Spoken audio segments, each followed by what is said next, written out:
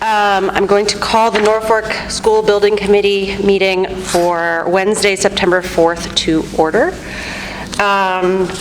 So our first order of business is to review and approve the minutes from July 8th, 22nd, and 19th.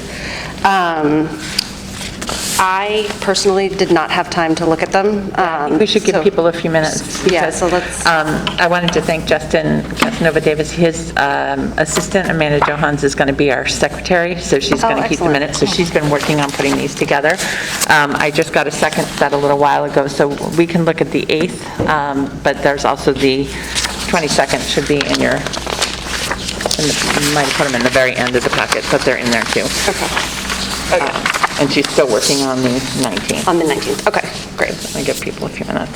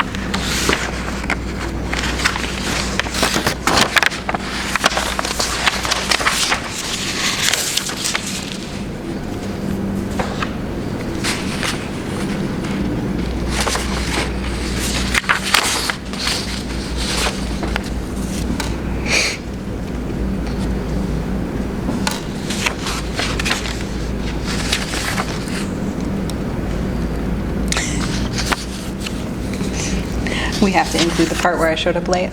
Okay. The most important part.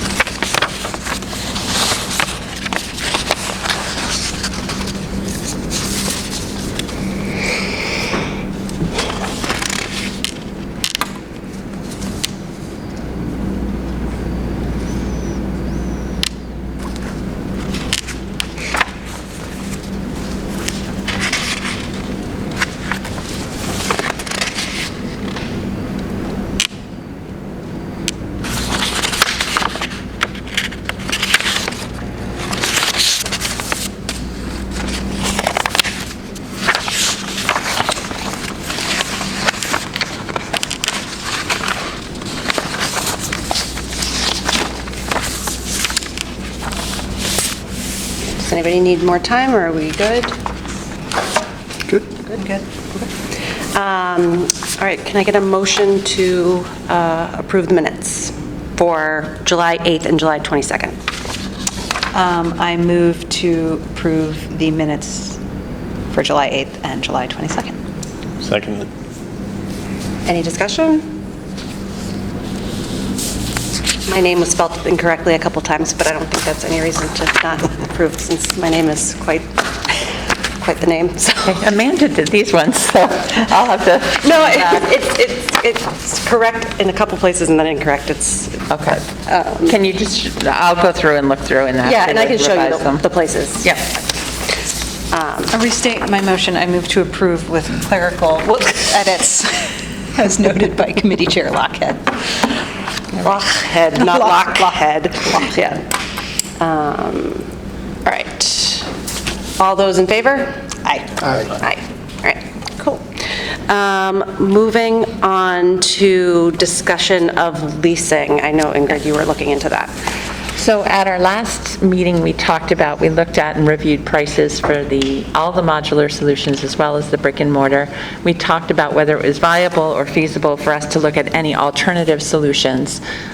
We had a preliminary discussion about the possibility of a third site, noted that there wasn't any appropriate land immediately available, I believe, in town, and Justin weighed in on the additional costs a third site would probably bring, not just for construction, but also site preparation and then long-term costs for staffing.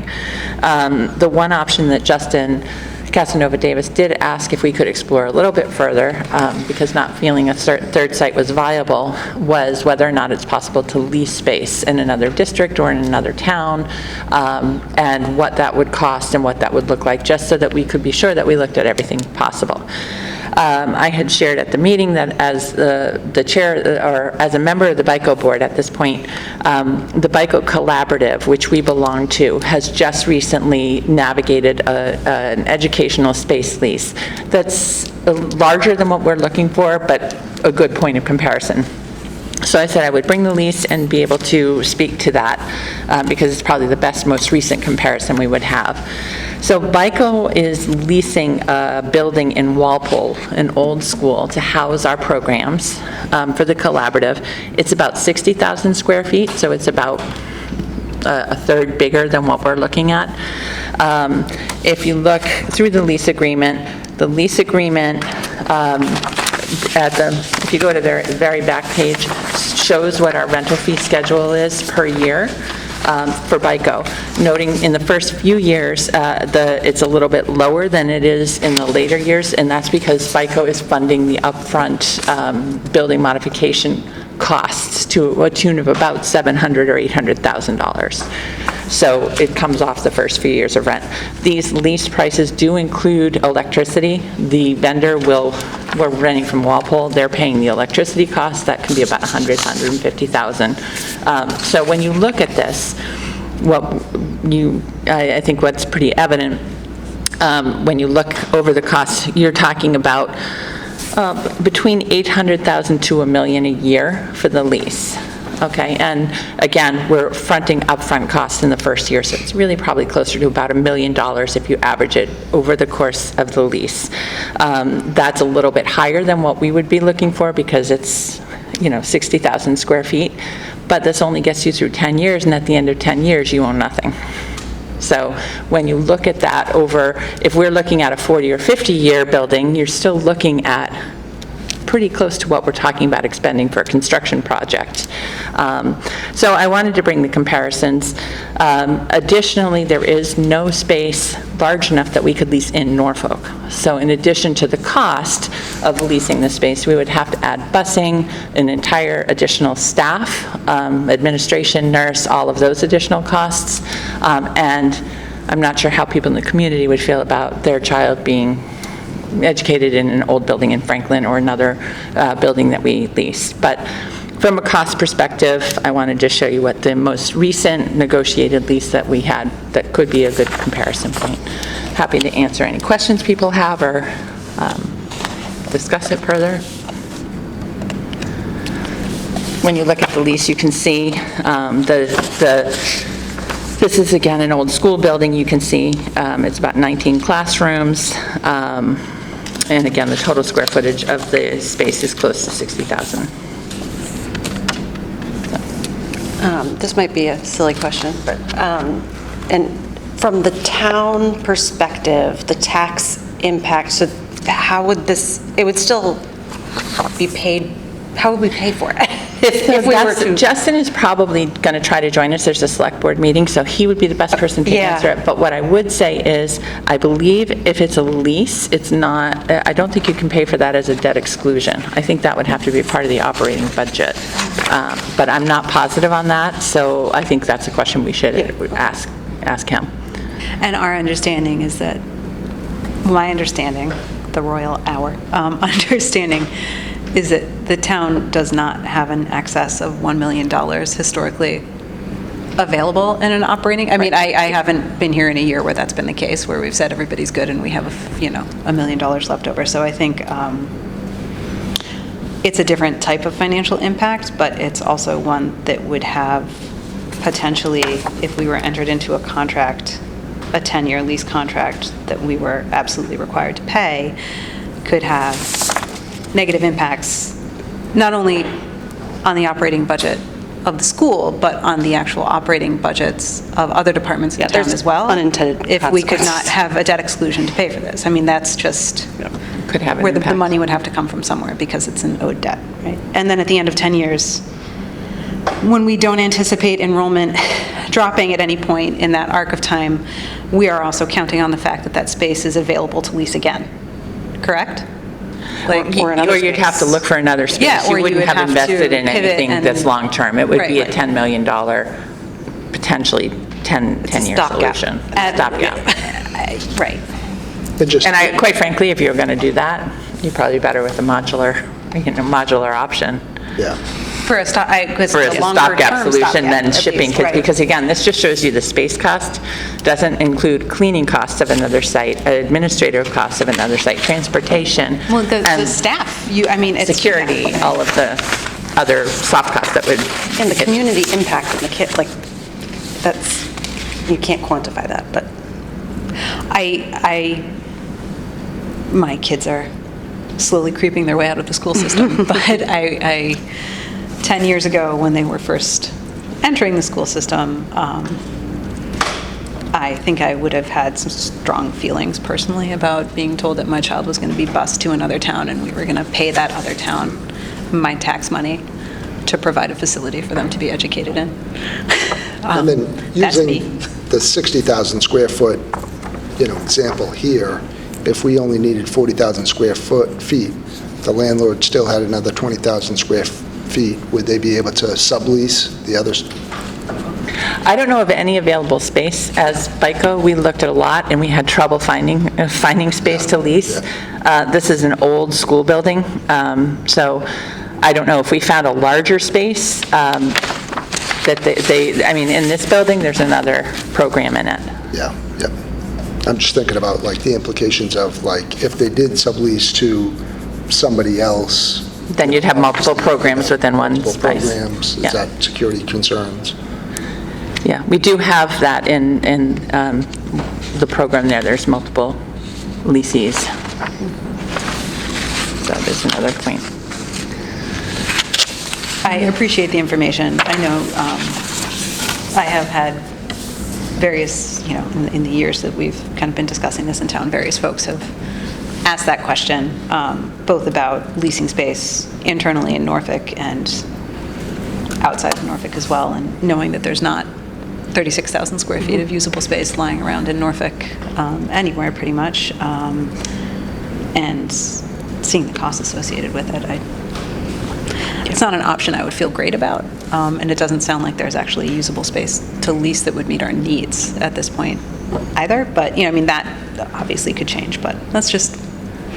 And again, in FICO, as we looked at different possible spaces, when you're looking for 36 to 40,000, if it's not an old school or a school that's not currently in use, and you're looking at like office, we did do a build out of a different space on Mansion Drive. You're talking about needing to add gymnasium space, playground space, nurses' offices, multiple bathrooms. So it's not just like there's school space available to rent places, That's what I was going to say. It's like this is a good example of a lease that exists, but I think without actually presenting a school in a neighboring town, that may be a plausible option. Like I think if we had like three options of like, hey, these four buildings are available, or these three buildings are available, Yeah. this is what they would cost, this is what would need to be retrofitted. I just don't see it as, in theory, we could debate it, but without actually having like some school picked out in Franklin that would work for us, I don't really know how we could really explore this option any further. 100% agree. Yeah. We were just, in the last meeting asked, like, from a high level, is it feasible? What would it? Sure. But yeah, I agree with I you. would There's fully not support space. if there was a Right. school on the edge of town that was, quite frankly, it's easier to swallow $1 million a year if it was all ready to go. But Yeah. I don't think that would be the case, quite frankly. Exactly. And those facilities would likely be older facilities. Right. That have been you know, Yeah, and it probably wouldn't have the art room and the this and the that and all the Right. other things that we're like looking to supplement the education here with. Yeah. And again, I think when we looked at the modulars, we ruled out the modulars that were further away from the school building, and we looked at the one that was attached because we share services. So you're talking about another site now, Duplication catching of another stuff. town that we would be sharing a phys ed teacher with, or we would, so the annual staff impact would be huge. You couldn't share services with special educators at a different site. You'd have to have a whole nother team. So there's a lot of annual costs that would drive long-term for the town Well, just the as well. operating costs, the cost to insure a third site, the cost to, I mean, it's, yeah. And the fact that in the end, you have nothing. Yeah, true.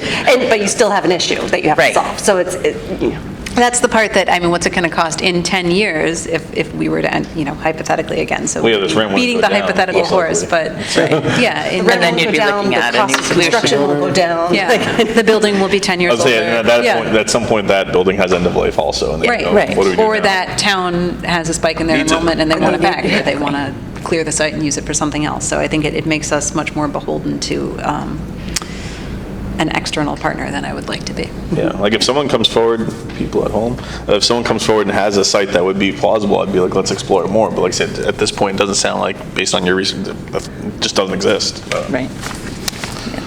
And again, I think the annual budget always a challenge for us because there's not a lot of commercial revenue coming into Norfolk. So when you're talking about a third site, whether it's built in town or leased, that adds a huge amount of annual cost in staffing that is hard for us to absorb, like a whole different facilities team, additional custodians, kitchen staff. It's a lot of additional annual costs beyond the building facilities cost. Yeah, and given some of the hard choices we had to make this past year with the budget, Yeah. with regards to staffing, I don't know how we would pull it off. All right. I think we probably I'm good ended with that. the conversation of leasing. Okay, so we are now going to move on to discuss final recommendations that will be presented to both the school committee and the select board. Yep. And I think there's two things that we have to discuss and consider. First is the charge of this committee was to evaluate different possible options for addressing the enrollment crunch and to make a final recommendation to what we feel is the best solution to the school committee and select board, who would then move it forward to the town. So we need to decide on a final recommendation what we think is the best, most cost-effective, most viable solution to the enrollment situation. And then the next thing we have to really decide is when is the best time to consider moving that forward to the town to consider. Again, if we make a recommendation for a building project, there's different phases. The first request would be for about 10% of the total cost to continue with design work, and then there's another vote a year later or 18 months after for the remaining construction costs. So there's two votes. It also has to pass twice, so it has to pass at a town meeting and then at the ballot at an election. So I think we should finalize our recommendation, and then we should talk strategically about when would be the best time to consider bringing that forward to the town, to consider further. Does that make sense? Yes. Yep. Okay. So final recommendations? Well, so I think we were down to the two potential options, the brick and mortar and the modular that almost touches. Yeah.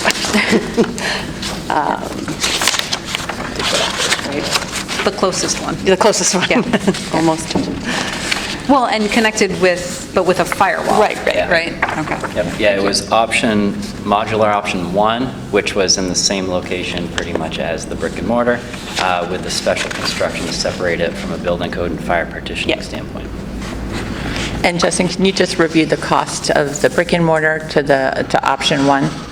Yes, give me a second.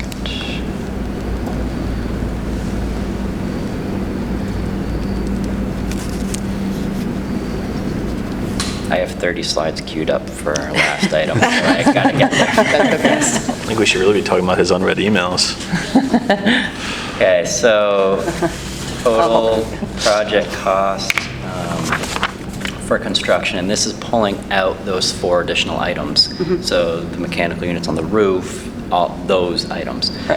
So the brick and mortar option is 37.9 million, and then modular option 1 is 34.9.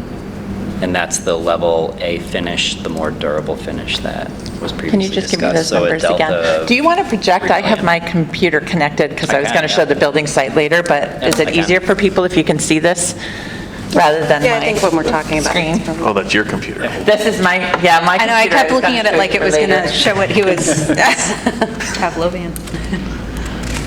All right. I can log out of this, I think.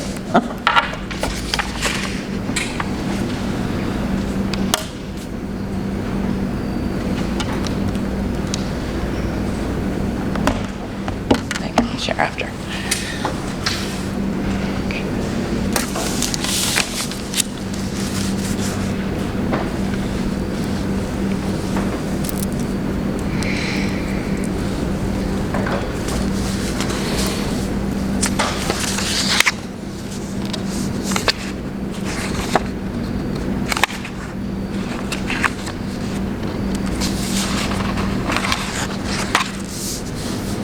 Okay. So this is the matrix of the 4 options. Building addition on the left, modular option 1, that's the 2-story, connecting the 2 wings, and it is connected with that special construction firewall. Option 2 is, I guess there, 2-story L configuration, but separated from the existing building, and then option 3 was the single-story on the fields. And it was talked about option 1, it sounded like was a preferred option, and the level A finish right there is 34.9 versus 37.9. So $3 million difference. And can you just go over the life expectancy of each again? Yeah, so the permanent build is 50 years, modular is, depending on maintenance, it's 20 to 25 years, so half the life. Yeah, I mean, from both a fiscal and a strategic perspective, I feel like the brick and mortar seems to make more sense. $3 million for 25 years is Wise. wise. Yeah, I mean, they're all expensive, right? I mean, and that is the challenge.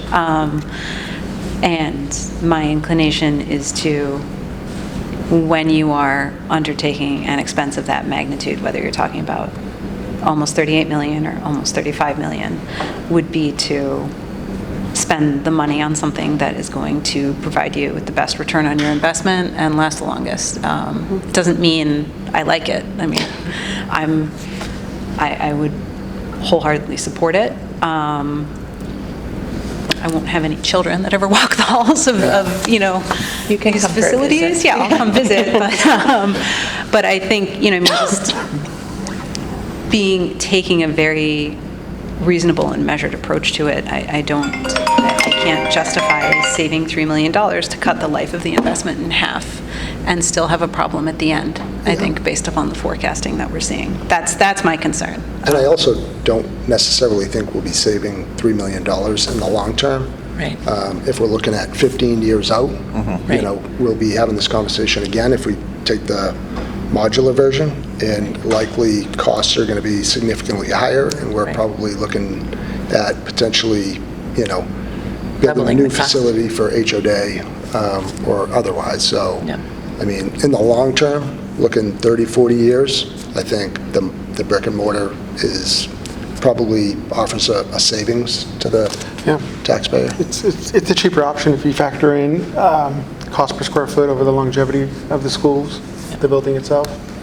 I mean, it's actually Exactly, not even... because in it's 20 not- years, it's not you'd even be close, really. rebidding. Yeah. It's not even another- close. Right. Yeah, like when we started this journey, I really thought the modular would be a real, Yeah. significant lower cost, but when you look at all that, it's really ends up being, I mean, not to minimize the difference between 37 and the lowest level modular 3 of 29 million, but, for that difference, you're like, okay, it's a much longer lived thing. It's connected to the building, so it's actually one continuous environment. From what I understand, from what we discussed before, the operating costs, electricity, heating, cooling, all that stuff. Security, you don't have to worry about the firewall and the weird separation. Logistically, you don't have to worry about crossing a parking lot and all the other things. And then just the life of the building. I mean, it's not just for the current Norfolk residents and taxpayers, although I hope many of us are still here in the end of life of this building, but it's for the, the continuing generations that will probably be thankful that we actually took the time and invested and, didn't have to buy kind of like a lesser building multiple times over the long run of things. And it just And I think looks one like a thing you proper pointed school. out too, the level B finish was a 10 to 15 year lifespan. Yeah, and that's it. It correct? drops off even more. So when you Right. start factoring the time, I mean, it just, like I said, I genuinely thought if the brick and mortar was going to cost us 40, I thought the modular would have cost us 20, and then we have a real discussion. But that's not the case. And then you go, okay, that's a 50-year building, and that's a 15 to 25 at the best level building. Well, I think the fiscal issues are pretty clear. But, I also see an equity issue when you look at the students that will be in potentially a modular environment and how that looks and feels very different than the kids that are in this existing space, right? And so, that to me is only a compounding factor, because what grade goes over there and how, and I think we said like the ceilings are lower, like it will have a different feeling that a group of children will have to. Plus the teachers who have to teach in that building versus the other one. Yeah, Right. it Unless just you're feels gonna like the rotate the haves and grades, right? I have-nots, mean, which yeah. is never a good thing. Jason, did you have? No, I was just going to say, I don't even think it's close. I just think the difference is so minimal and the life expectancy is so large that. Yeah, I think the term penny wise and pound foolish comes to mind when you think of the lower grades, when you're like, okay, you're saving a little bit, but in the long run, you're probably going to be paying for it multiple times with, again, just operating costs, let alone building Right. replacement and everything else that comes along with that. I don't disagree, and I think one of the issues that has us sitting in this room today is that, for a number of reasons, and I wasn't part of any of those discussions, wasn't on my radar at that point, but when this building was built, there was a discussion around having additional space built in that was not going to be reimbursed by MSBA. And a decision was made not to do that because it was, I think the expectation was that it was already expensive enough. And we would wait and see what happened. And so we're here. So we've waited 10 years later, give or See what take a happened. little bit, and that much of an escalation in the cost to have the additional space. And if we'd done it then, probably wouldn't have been enough space. It's easy to look back in hindsight, but I think a similar process was undertaken when H. Olive Day was built and was then subsequently added on to less than a decade later. It was built as it was initially needed, and then, there was additional work that was required subsequent to that was built at an escalated cost. And so, from my perspective, both from an educational programming standpoint, which I would 100% want children to be in a continuous environment when they're learning, and the staff to feel like they were working in one environment as well. Fiscally speaking, it is not going to ever be cheaper. Yeah, these Right. costs will never start to drop. It's just not. And I think that looking at the next step, which would be design, again, even that is going to take a year to 18 months. That's not a full construction bond. It's a portion of the projected costs. We're already looking at kind of pushing this out, for me, further than I personally would want to. So it's more expensive now than it would have been a year ago, 2 years ago, and the price is not going to go down. So I'd rather do it right the first time. Do you have any thoughts from the facilities perspective? Well, like everybody else said, the operating costs, the maintenance, just snow removal, going between buildings with all the equipment. That's, unless you're gonna purchase all new stuff just to hold in one building that's not attached. not too feasible. Right. So, I mean, I think we're pretty Yeah. united on the best course of action, being the brick and mortar solution. Is that, I don't know, I think we want to take Yeah, a vote should I- on whether or not, what our final recommendation to the board would be. So I don't know if you want a motion on a final recommendation. Yeah. Can I get a motion on a final recommendation to present to the school committee and select board? I move to recommend the first option, the permanent building addition, as the recommended solution to the select board and the school committee. I second that motion. Any discussion? I mean, I know we kind of did this discussion first. Any further discussion? Okay, all those in favor? Aye. Aye. Okay. Did I hear? All those, okay. Justin, I had talked to him earlier. He has a select board meeting, but he was of the same opinion. mindset. And he said that, I think, at the last Yeah, he did. meeting we had as well. Yeah. So then I think the next item that we have to consider is when we would want to move this forward to the town as a request. And again, it comes in two phases: a request for funding for the design portion of the project, and then a request for the full funding. We could consider putting it on the fall town meeting warrant as a warrant article. Again, we'd have to present it to school committee and have school committee vote to move that forward, and then to the select board. So we could consider moving it on, presenting it at the fall town meeting for vote, and then it would have to go to a ballot election. Or the other course of action, we could consider delaying and presenting it at the spring town meeting. At our last meeting, I said that I would reach out to the Mass School Building Authority to get a sense from them whether or not it would be worthwhile for us to apply for the 5th time for shared funding. I did hear back from Jennifer Flynn today, who's from MSBA, and I also have a meeting with Diane Sullivan, who also is from MSBA, on Monday. What Jennifer shared is their funding is pretty secured and pretty flat. She said that she didn't give me a clear indication. She pretty much said that every cycle they start fresh. She can't tell me what our chances would be because they don't know who else will apply or what other projects will be brought forward. She did say that Concord recently, and I don't know if did you guys work with Concord? No. So Concord recently was in a similar situation where the town funded the feasibility study, and then they did get funding through MSBA afterwards, had to repeat some portions or add some components that were missing from feasibility, suggested we could reach out to Concord for further information from them. But she did not say that it absolutely would be not considered. I have a further conversation with Diane Sullivan on Monday. I don't know if I'll get a different answer. It is within the scope of projects that MSBA would potentially consider. Our enrollment is continuing to grow. We do have the state shelter. We have not seen any enrollment from that.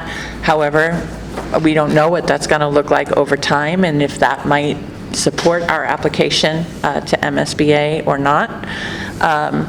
So I think, we have to think about that, all those factors considered. If we applied for MSBA and we were selected, the last projects they co-sponsored with us, they funded at a 50% share, about 53, I think, for the last one. So I would leave it to the committee to consider. I do think, I think if we bring something forward and it is voted down, I think it makes it harder the next time you bring a recommendation forward. And I think that there is a lot of division right now in the community. And I am wondering if it would serve us best to try one more time to apply for MSBA so that we've exhausted everything. I think if we were to secure funding through MSBA, it would be foolish for people not to vote because it's one-time funding. If you don't take it, you're not guaranteed it in the future. I think it could help us move the project forward.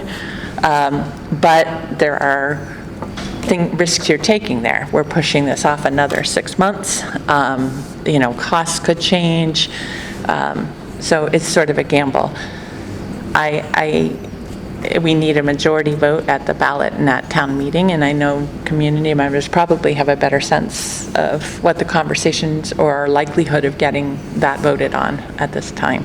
I don't know if people want to weigh in or consider. Superintendent, if I could add in. So a timeline from the MSBA perspective, because you're referring to their core program, which is what you capitalized on here. Applications for the statement of interest to submit is in the springtime, March, April, in that range. They don't make a selection until the very end of the year or early the following year.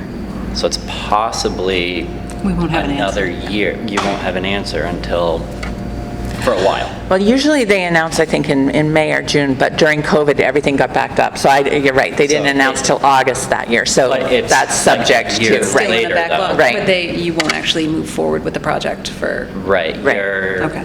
Yeah, by the time you submit by the time they do all of their existing conditions assessments with all the districts that apply, it's a year after you submit pretty much when you're accepted into the program. Do we have a sense of what the considerations are and whether, the state shelter and the impact on the community would buy us some type of goodwill? And That's what I don't know. I am going to talk to them. They won't, it's a board of directors that reviews the applications and votes. So what I'm hoping to find out from Diane Sullivan on Monday is what kinds of projects. I mean, they have a list of what they've funded. What her sense of, I'm hoping they can give us a sense of whether they are expecting to see a large number of critical projects with HVAC needs and building needs that would make it unlikely that they'd consider an expansion or not. Like I'm hoping to get a better feel than I got today from Jennifer Flynn. But I don't know, because she couldn't meet till Monday, I don't know whether I'll be able to get that or whether I'll get, try and we'll see. We can't, Yeah, and There are just... no, Sorry. To paint the picture of the MSBA, the core program too. The districts that are accepted into the program vary depending on funding. It's right now running between 15 to 18 or so a year. 60, 70, 80, 90 districts submit every year. So the acceptance rate is low. And Tri-County was awarded an MSBA grant. So, I mean, I'm assuming that everybody is assessed on their merit, and it's based upon the need. I don't know what the board of directors at MSBA considers. However, I know that half of this building was paid for by MSBA approximately a decade ago. $1 million was put into the roof at the H. Olive Day less than 5 years ago. And we, as a participating town, are going to be receiving the benefit of a very large MSBA grant to Tri-County. So from an equity lens, we have had several things funded. Considering ourselves as one district amongst, 300 and something municipalities in the Commonwealth of Massachusetts, I would love it if we could get an MSBA grant. I think it would be tremendous. Just from a likelihood perspective, it feels, I mean, I guess my question, and Justin, you may know better than this, if we were to move forward with the design portion of this, are we barred from applying for MSBA? so I was going to ask, can you do both at the same time? I'm looking at this multi-year timeline, and I was going to say, could we apply in successive years? The core- Understanding we'd have to change some things per MSBA, I'm sure. The core program for the MSBA has very strict milestone submissions. PDP, PSR, like all the way through, there's 7 or so that are required. And each of those would have to be visited and submitted on. If the district, if you submitted your SOI in March, April, and the design team moved forward based upon an approximate schedule of a year, year and a half of design, by the time you were notified that you were accepted into the program, we would have to go back and redo a lot of the work from an analysis and standpoint, component standpoint. Where we're at now, we're at a point to pick up at the early stages, but if we move any further from here, we'd have to go backwards from a workflow. And How different is the initial setup versus what, is it like a mystery what they want, or is it like they're very particular? No, they're very particular. It's all listed online. We're familiar with it. We do MSBA core projects frequently. They're very specific submissions, and they require specific information. So right now, we haven't gone too far if you were accepted into the core program. If we move further than this, we are going to have to come back a little bit to do some additional. Could the work, again, I'm completely ignorant of this, could the work be done as if it was being done in accordance with their milestones? So part of it is, but so how we structured our initial contract even 2 years ago when we first started the process is based upon the MSBA core program. And we identified typical items that were included during all those early phases, even including what we're at now. But the MSBA at each of those submissions has a review period, needs comments, requires adjustments. There are also things called project advisories that they issue frequently. There's 88, 89 right now, of updates of their regulations. So that would have to be taken into account to update based upon what is needed. So we couldn't say, okay, yeah, next fall or next winter, whatever, when you're accepted into the program, okay, here's the first 3 submissions. It's like, no, you got to go through first submission. It's more just the bureaucratic timing of them Wait for the reviewing comments, update, move forward. Okay, now we need, and they require a certain amount of time between each submission. So you can't just say, okay, a week later, we're going to submit the next one. A week later, we're going to submit the next one. It's like every 90 days or whatever. And if we've gone forward with the design portion and they have questions about the feasibility and things they Reliance want on- adjusted, Right. that could, Right. that's what you mean by going So back. it's a very calculated process that works well if you follow it. You can't get ahead and then sort of try Double to back. piecemeal it back. You have to come back and follow it. Sure. Just in a real-life scenario, if we're looking at fall 2027, should we, go forward with the existing timeline and it gets approved? We're looking at fall 2027. If we did hold off, are we looking at 2028, 2029? Yeah. 2029. Yeah. One of the- 2029. And what's on the screen is just as a talking point, so you can see it graphically. Yep. We can talk about this in general, but later on in the conversation as needed. But it was just updating the previous schedule that we had shown, but just changing the years because it's essentially a year later for fall town meeting. If it's moved from fall town meeting, then obviously all of these would shift and change and move. But this is just a graphic as a talking point. If we were to, and you probably can't answer this, but if we were to shift to the spring, is there any way to complete the project by fall of 2027? I doubt it so if it was shifted to spring of 2025 for town meeting and vote, we couldn't generate documentation, get it out to bid, get bids in for fall town meeting and debt exclusion vote.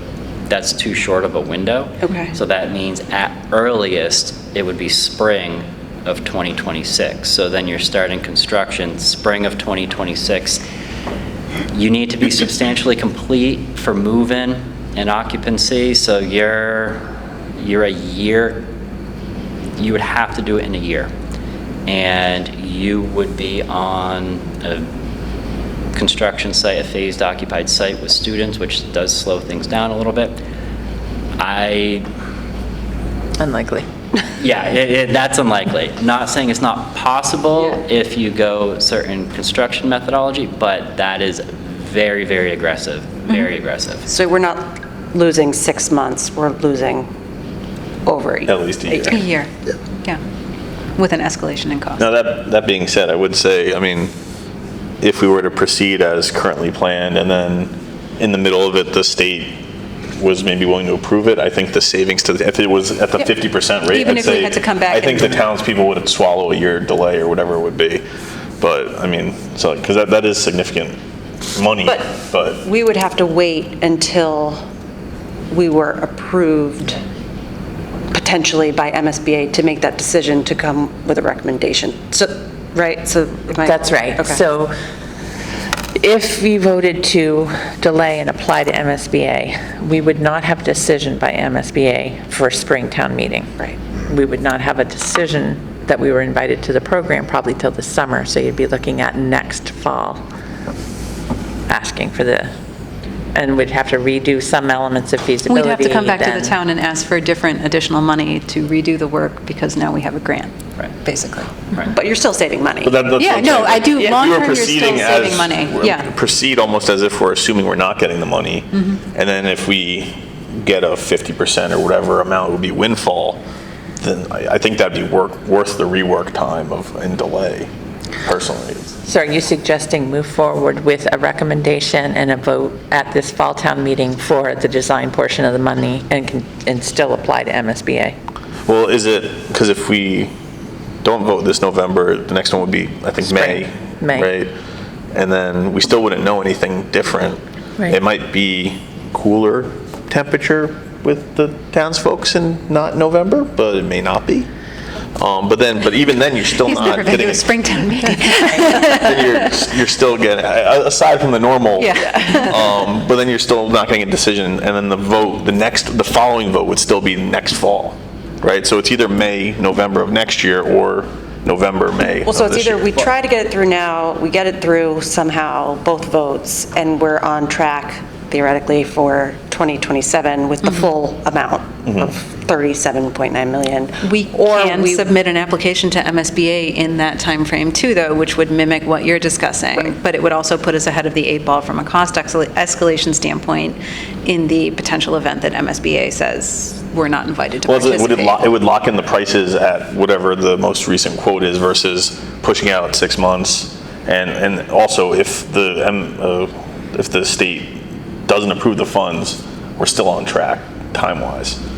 So that's kind of what I'm getting at, where it's either Yep. we pay the money. It's what we did with the original feasibility. Yeah. We requested money from the town to move forward with feasibility independently, noting that we were still going to apply for MSBA and that we might have to replicate or redo pieces of the feasibility Right, study. but we would But we save said we couldn't wait, 40%. and we did do. Yeah, so that's what I'm saying, either you move forward and you're on time and you lock in the price as what it is, or you have to hit pause in the middle when they approve it, put the brake in, but you're saving a lot of money for the town.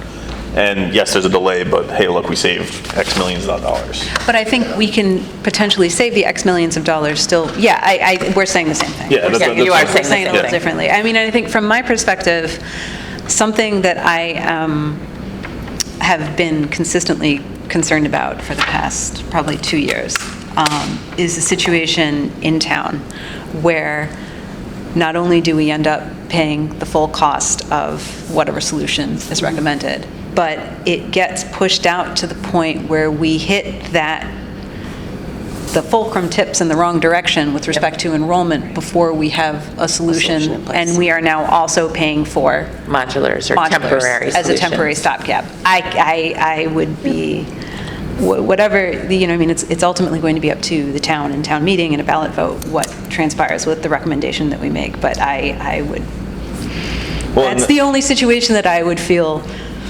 personally very upset about Yeah. because it is in my mind irresponsible. So I like the option of being able to move forward on the time frame that's been mapped out while simultaneously, Trying one more time. trying one more time with MSBA. And if the 5th time is the charm, then the 5th time is the charm, and, I do think it's unlikely. I agree with you, do think it's 100%. unlikely, but we were asked last week at the last meeting to look into it and consider it, and I understand why from the town perspective. It's a lot of money if it works. I get it Exactly. 100%. But I do think, like Justin said, there's a lot of applicants. I think there were, 67 when I looked at it for last year.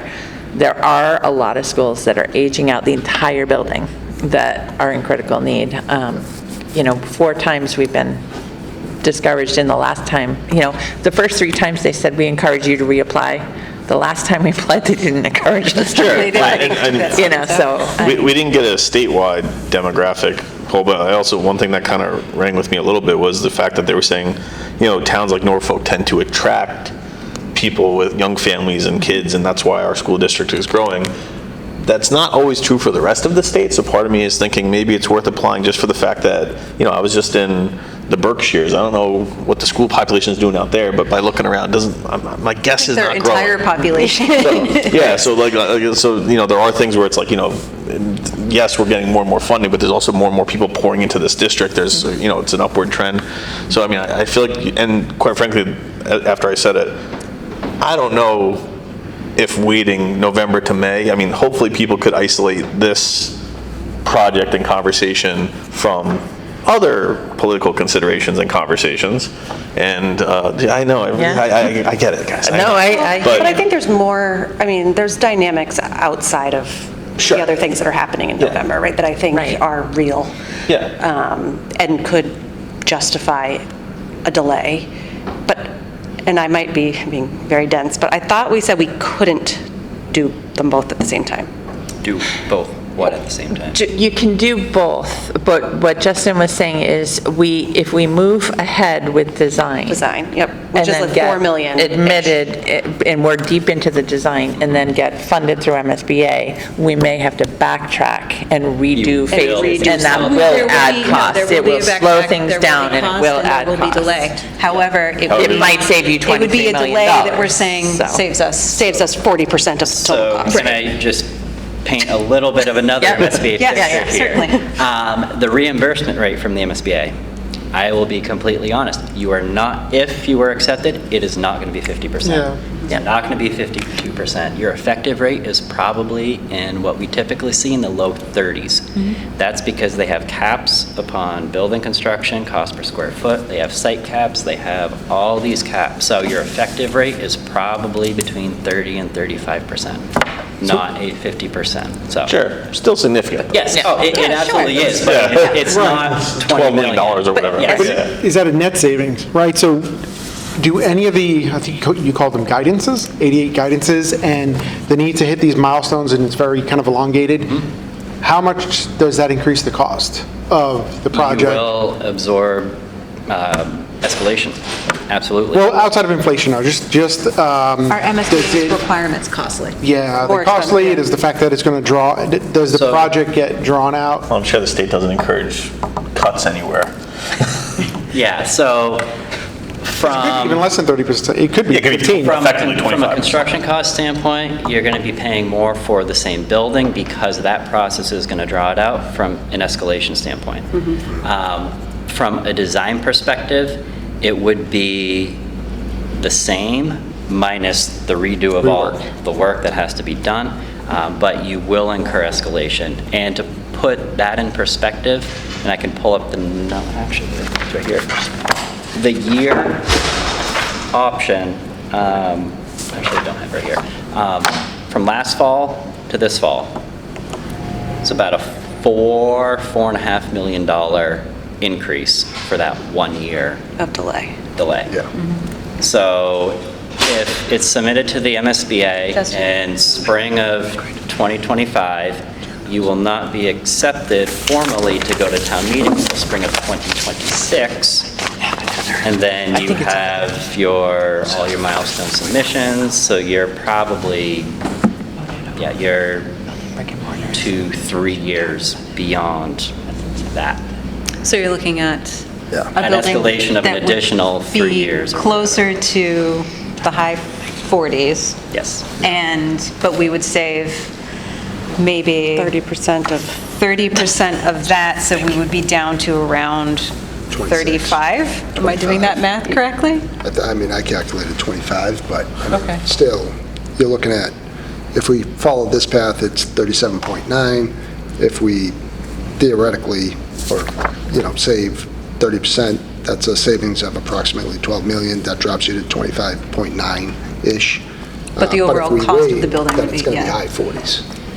but if we move forward with the design phase and we are not approved, then We're locking up this Nothing price. changes. Well, it's not, I mean, that's an estimate, but you're Yeah. But, pricing out. We're locked in the at right- Pricing out design based right upon bid the point. and then schedule. we'll- Exactly.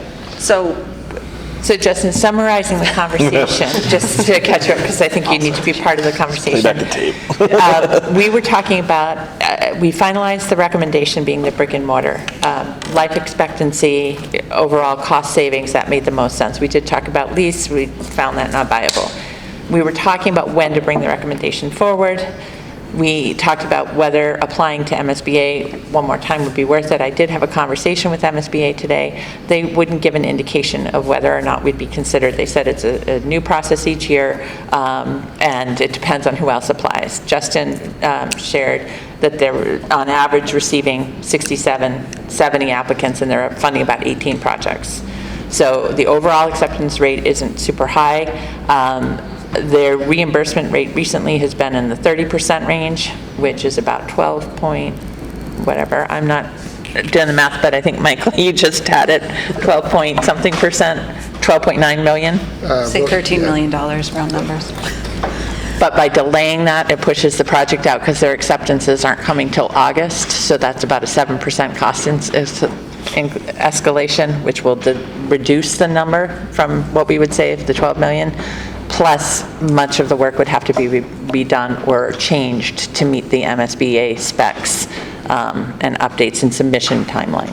So even if we were accepted, it's probably not going to generate much savings, but would push everything out by almost 18 months. Okay. So I think what is being dialogued right now is the question of whether we try to move forward in the time frame that's identified on the slide, so trying to come forward at the fall town meeting with the qualification to any request for design fees that we will submit an application to MSBA and see what happens. I think I don't own many hats, but I will eat one if we are awarded a MSBA grant for this project. But I see no problem in submitting I can't imagine, I don't speak for either of the boards, but the school committee and the select board would have to agree to submit that application. I don't see a scenario where they wouldn't agree to do that, to try and save some money. But my primary concern is also the timing, because I would be loath to put the town in a situation where we are trying to move forward with a permanent building addition, but due to kind of waiting and hoping and seeing what happens, we create a situation where not only are we going to have to pay for that, but in the intervening years, we have to also pay for a temporary modular solution as well, which would just be... So I think what Medora was summarizing is we're now talking about, do we bring forward a warrant article requesting funding at the fall town meeting for the design portion and move that forward? We can still apply for MSBA, but if we are declined, which is probably likely, we haven't lost time and we can still go forward with the next request according to this schedule. If we were accepted, then the committee could reconvene and determine, what course of action we would take at that time. If it was going to be a 20% savings, even, so if we were going to save at that point, $10 million for the town and it was going to be a year's delay, I think it's a conversation worth having. Yeah. But I personally, I don't want to have another situation where we are shifting this out for another year or two and the problem is getting worse in the intervening years and the solutions are getting more expensive in the intervening years, because I don't think it's never going to be a cost that you socialize with someone in town who says, that sounds great. I don't think, because it's going to be a lot of money. Yeah. And I guess my next thought would be, if we were to maybe look at November, would we have time to, I think part of the mandate at some point was to maybe have some kind of town hall, some type of interaction with the community forum, get people together and kind of explain our whole process, because I don't know with all the other things going on in town, I don't know how much of the knowledge of this is even out there, quite frankly. I know people are aware that there may be a building situation, but I think education will be the number one thing. Obviously, you guys are more plugged into the school committee and school community. But do you think it'd be possible to get a night or two or three or whatever it would take between 9/4 and 11 whatever for the town meeting to kind of bring people up to speed on this, rather than just bringing it up as a random warrant article in November and have people go, more money? Nope. And, move on.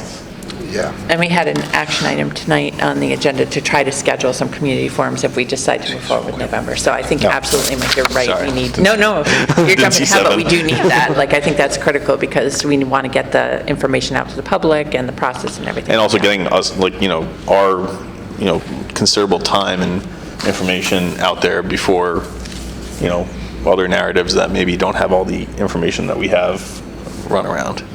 Is there a way to know, does somebody have a crystal ball?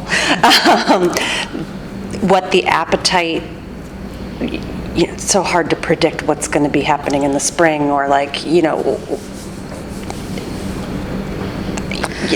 I mean, I don't know. I would never want to your point, I wouldn't want to bring something forward in the fall and have it be voted down and then get to a place where we lose traction and lose not 1 year, but then, probably 3 years, and costs go up, and the problem, I would hope that we could make a compelling case based on the data and this committee that, this is needed, that this is real, that, we have done our due diligence. I think we have, but And we've already presented at 2 town meetings. I was going to say, I mean, Yeah. those We're who at spring attend town meeting, and it's typically a core group of people, right, who are active in town and pay attention to what's going on. This will be the second time in 2 fall town meetings that they're, hearing about this. The enrollment situation has also been discussed at least twice previously at fall town meetings. I think always at fall town meetings, when we got the initial feasibility funding and when the sort of preliminary study was approved, when fall town meeting was in the gym here a number of years ago. So, And I think but I agree with you. the It's boards an were issue. expecting Yeah. that we would have some update at Springtown meeting, and we already delayed that till the fall. So I think people are expecting to hear from the building committee on some level. I have heard feedback from residents who, by and large, are a little younger than me and have students moving into the school system, or who are currently sort of in the lower grade levels at the HL of day school,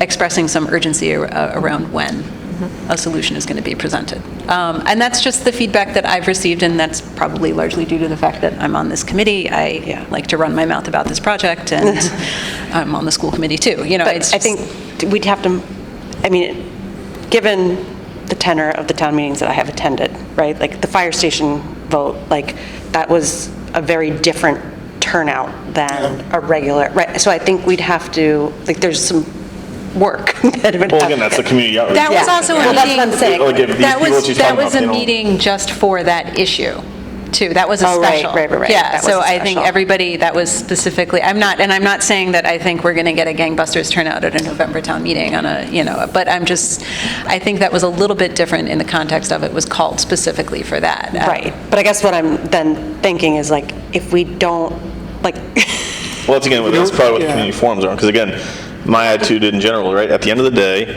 we collate this information, we have the experts come in, we did all this work, we have to present it and show why we came to our conclusion. At the end of the day, though, the town gets to vote, and Yep. it's their opinion, and if the people who do have kids in the school system, if they don't show up, and if the people who are concerned with their taxes possibly going up, and I think there's also a conversation, I think we discussed having the town finance person coming up with some portion of showing us how that. Yeah, we shared that at the last meeting, Sorry, but I I'll get it to you. didn't get a chance to Yeah. watch it yet, I was away. So like that kind of information, once that's presented, it's like, okay, and if the people don't show up to vote for it, then the town didn't want it. I mean, that's just how the cookie crumbles, honestly. And that's But I think that's what it's- it is, though. We need the opportunity to socialize it out, because Yep. just looking at the last town meeting, I don't know if it would have passed. I mean, maybe it would have, I didn't get the feeling it was a lot of young families, like the families that have, and there were some, but it was a different dynamic. I think it was a larger turnout than normal, and it was still only Well, yeah, I mean, that's. 300 people? You're going to have, no matter what you do. Right, but part of the... 10% of the town making No, right, but part of the decisions. socialization is to encourage people come. to show up, at least for that one town meeting in all of their lives, and Yeah, it and to stands to better socialize the chance. fact that, if you have young kids, you're not aware of the crowding issue. You're not aware So if you're really, right. if you're in So the toddler years, right? If you're in the toddler Yeah. years, or even like if your oldest is going into kindergarten, like you wouldn't be, I mean, I wasn't attuned to school committee before I had kids that. And it is hard, I know we I mean, spoke to we've this. delayed, just kind of in terms of project history, we've started this work in 2019. We were ready to bring forward a recommendation, and we delayed from May town meeting to fall, and then we lost momentum, and it was like, do another feasibility study, like that. I'm not sure that the delay is going to help the momentum that we're trying to build. I do think that the idea of requesting design and continuing to try one last time for MSBA, I think our chances are low, but if we were accepted, then the committee could reconsider, like, the way we move forward. But you're right, I think we need to get information out to the community and do community forums. I don't know. Well, good attendance when we were having those prior, we had, 2 before town meeting last fall, with double-digit attendance, Yeah. which sounds like not that interesting, but. I That's a mean, lot. Look at who came tonight, right? So I think, some of it is just, it's perspective too, like I've been in it for a long time, so to me, it feels like everybody should know about it, because I Well, the haven't thing quite is- got to That's the the point of thing, knocking yeah. on doors yet, but it's, it's a different thing. And I think, to Grace's point, it's challenging. I have the benefit of perspective, Yeah, people don't know what they don't know. Yeah, and I knew, just anecdotally, I knew what it looked like for a student to go to school in this town 10 years ago, because I had one. Yeah. And seeing what the HL of day, the configurations that we've had to come up with to work around things, the rooms that have had to be repurposed, the situation in the lunchroom, which the noise level in there, I can only imagine. Not having a music It's room, different. not having a computer Yeah, it's a lab, it's different different. experience, just from a standard, equity standpoint. For me, paying taxes at the rate they were 10 years ago got a very, I think my child had a slightly cushier and, just different experience educationally than if I were to have a child entering kindergarten today. That's hard to say because we do education really well in Yeah. the town of Norfolk. But it is a different experience that the students who are entering the school system now are having, and a lot of that has to do with the environment that they're learning in. Yeah. And But I do the think that biggest- sorry, go ahead. I was just going to say, in addition to socialization, I think education is key, but also key from different perspectives. We talk a lot about, we, have kids in the system, we're really focused on education, but from the perspective, if you're somebody who's further along, the kids have graduated, you're just looking, to Mike's point, about, increased taxes. But Right. I think we need to be able to educate folks on, the potential increased implication on taxes if we push this down the road. Yep. Because Sure. I think it's, that's going to, Property values? If Property Well, I was going to say, if you have a new You know. school, I mean, yes, the property values get affected by an increase in taxes, but also having a brand-new school, Draws. basically building is a draw. And in the long run, it'd be good for property values. I mean, right. trust me, I'm the last guy to be like, let's raise taxes. But I think if we did it in a responsible way and the finance administrator could figure out, how it could be, palatable looks to the like. town, then I think in the long run, it's a huge benefit. And again, like we said, it's a 50-year building. I'm going to take the longer part of that number. It's a 50-year plus building. And, in the long run, it's a huge win for the town versus trying to use a modular or just hoping that the school population randomly falls by a lot one day. And I do think, I agree, that we would need to be really clear with people that delaying till, if we were to delay and wait and apply to MSBA and we don't hear until August, that's 18 months, and that you're looking at another, on average, 7% cost escalation in construction costs. Up and down anywhere from 4 to 12, depending on if. Yeah, there's so a that's pandemic. significant on a $40 million project, plus the work that might have to be repeated, plus if we're then declined at that point, Yeah, then you're and we really- move forward, we're pushing up against needing potential modular solutions and short-term that lessen education quality during those periods of times that we need them, plus, don't diminish any savings we might see. Would MSBA consider our application differently if they know that we're already moving forward with the design? So that would not come into consideration? They would make you still go through the same process. I mean negatively. So like, would it Negatively hurt if we've already moved? if they're like, well, the town's already pushing this through, or, agreed? So as superintendent mentioned, they're pretty non-committal on all of that, on who gets selected versus not selected versus any of that stuff. They have their formulas and they keep their cards pretty close to their chest. So maybe not.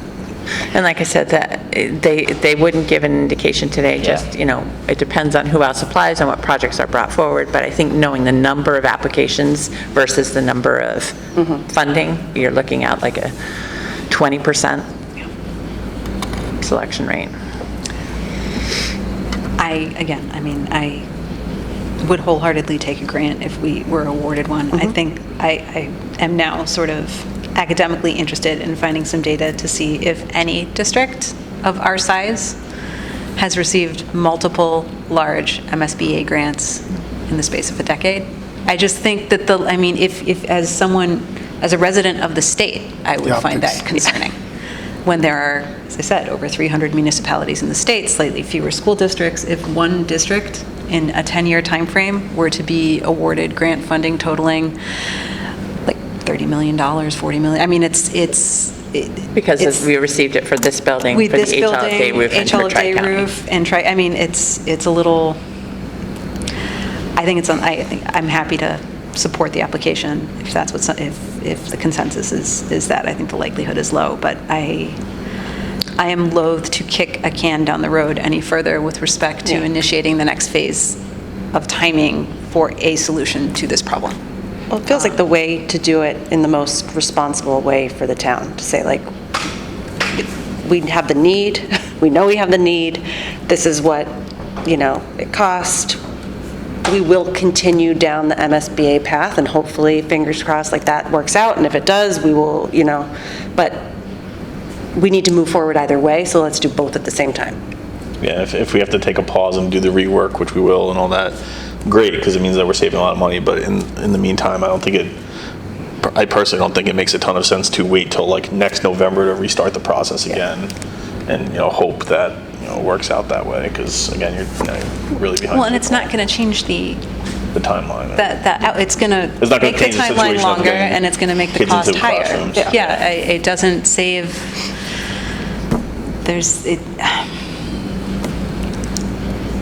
I think we're in agreement, so I'm going to stop. So then the vote item was on, so we voted on the recommendation, and then we need to vote on whether or not we're recommending bringing an article forward in November or in April. So I don't know if you want to get that motion. So should we make a motion to move forward for fall and then discuss? And if we turn, or how procedurally should we do that? So you're looking for a motion? Just for fall? You're looking for a motion to move forward with a warrant article? All right, so I'm looking for a motion to move forward with the warrant article for the fall town meeting. I move to recommend presenting a warrant article at the fall town meeting. For design services. For design services of the only, brick and understanding mortar. that does not involve a construction bond, just a potential debt exclusion for design fees. Second that motion. All right. Ingrid, just a technical thing that I want to make sure we know. The school, the building committee is making a recommendation, but ultimately the school committee. That's why I said recommend. Yeah, we went over that. Okay, good. Yeah. Move to recommend. Okay. It's louder for the cheap seats. All right, discussion? I think we had our discussion. Yeah. Yeah, I would just want to add something real quick. Yeah, of course. I have obviously some of these meetings I haven't been able to come, there's conflict or whatever. Some of these meetings, I want to just say that I appreciate the work that's gone into this. I support what the committee's recommendation will be. I'm going to vote present because I defer to my board, right? I'm going to let the board make a decision, and I'm going to support whatever the decision of the board is, and I respect the school committee's role in that too. So that's the only reason why I'm voting present. I just want to reiterate, though, that I do appreciate the work that's gone into this. So, my discussion item. So what happens if it fails at the fall town meeting? Like, I don't know where we would go from Have a there. special election, and we could bring it back in the spring if we wanted to, correct? Yeah. And as Justin said, the warrant article will be submitted by the school committee. So Yeah. based upon the recommendation, the next step, which I think we've already discussed anyway, I believe would be for this committee to make a presentation around the recommendation to both the school committee and the select board, who's the appointing board for this committee. And then procedurally, this is a good procedural quiz, procedurally from there, the school committee accepted the recommendation, the school committee could submit a warrant article that would be considered by the select board and I'm assuming subsequently considered by the advisory committee as well. And then if that went forward smoothly, is an adjective, I guess, smoothly, the warrant would then be voted on at town meeting. And procedurally, you have that spot on in terms of order of operations. The select board ultimately decides what goes on the warrant. That is their control. But even, let's say, the next step would, you would have advisory review, but let's say advisory, because this is one of the questions that was asked of me, so let's say advisory doesn't give a recommendation for a thing. It doesn't matter. It would still go before town meeting, and town meeting is ultimately the decider of it, but the select board decides what the warrant is. That's their control. And if the select board agrees to the warrant, does that mean the select board agrees with the project? No. No. Okay, I just don't know how that works. Yeah, no, they procedurally could say, hey, put it on the warrant and let Let the you know, town do it. decide. Yeah, okay. That's something they could do. Okay. The advisory board would weigh in and say the advisory board supports this article or doesn't, but the select board votes whether it goes on the warrant at all. Okay, yeah, I'm trying to remember how. Makes sense. One thing that this board is starting to talk about that's a little bit different from what other boards did is some of the other boards, they didn't even give recommendations on the articles. They just put the warrant out there and then let it go. And if you actually watch town meeting, even the select board never really even talked at all about articles. So people didn't know where the select board was. They've talked a little bit now about having a little bit of a voice. I don't know if they do it this fall, but technically they can provide a recommendation if they want. They've talked about it, but the past But the practice has been- advisory board, if there's a warrant, is the That's one their that role, says. is to advise Whatever's the sent town. out, you'll generally see it comes from advisory. They give a recommendation Yeah. generally in what's mailed out to residents here. Sorry, I got my back turned to you. And the advisory board, just for past history, the advisory board recommended supporting the original feasibility study, and at the last town meeting, they recommended supporting this, establishing this building committee, and they recommended supporting the extended feasibility study. So the advisory board's been involved through all the stages and has supported those last three recommendations. So we have... We still have to vote. I know we have discussion. There was a motion on the table to bring forward a warrant article as a recommendation to the school committee and to the select board for an article requesting funding for design services for a brick and mortar building addition for the Norfolk Public Schools to fall town meeting. And Mike seconded it. Yep, Mike seconded. There was no, I don't think, any further discussion, so I think you're ready for a vote. Yes, all right. All those in favor? Aye. Aye. All those Present. present? I'm present. All right, great. So we will be moving forward with the Okay, so presentation to the school. The final recommendation, just to clarify, the final recommendation on the project type and the warrant were unanimous votes of the building committee? Yes. Okay. So then the next couple of things to talk about, were the school building project website. So we talked about how to get information out to the public. I have had, can I take over from you, Justin? My executive assistant has been working on trying to build a building site, and I have a preliminary one to show you. Let me just see, ready to share.